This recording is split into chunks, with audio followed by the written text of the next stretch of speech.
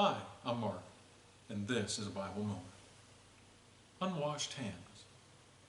Mankind is quite fond of traditions. Traditions surrounding family and work performance, courtship, but most especially traditions concerning religion. Most of the practices of modern-day religion have no biblical basis.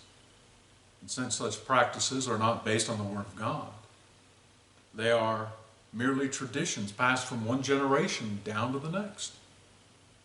And just because a tradition is old, that does not mean that it's righteous.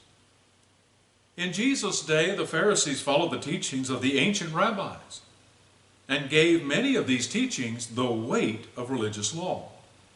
Join me now in Mark 7:5. Mark 7, verse 5.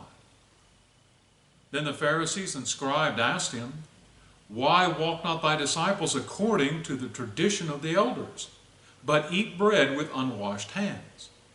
He answered and said unto them, Well hath Isaiah prophesied of ye hypocrites, as it is written, This people honoreth me with their lips, but their heart is far from me. Howbeit in vain do they worship me, teaching for doctrines the commandments of men. For laying aside the commandment of God, ye hold the tradition of men, as the washing of pots and cups, and many other such like things ye do. And he said unto them, Full well ye reject the commandment of God, that ye may keep your own tradition. Now, the washing spoken of here had nothing to do with washing for cleanliness' sake. It was the multiple ceremonial washings that was done while prayers were prayed over the water that was poured. But this was not a part of the law of God. This was a tradition of man. Well, some might say, well, what harm is done?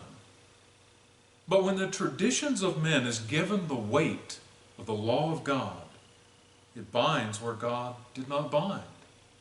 Or perhaps it looses where God did not loose. Going back to Mark 7 and verse 10. For Moses said, Honor thy father and thy mother, and whosoever curseth father or mother, let him die the death. But ye say, if a man shall say unto his father or mother, It is Corban, that is to say, a gift, by whatsoever thou mightest profit by me, he shall be free. You see here, the tradition voided the law of God, except it didn't. And today, many will say that baptism is unnecessary. But that's a tradition. The Bible teaches us that baptism for the remission of sins is essential.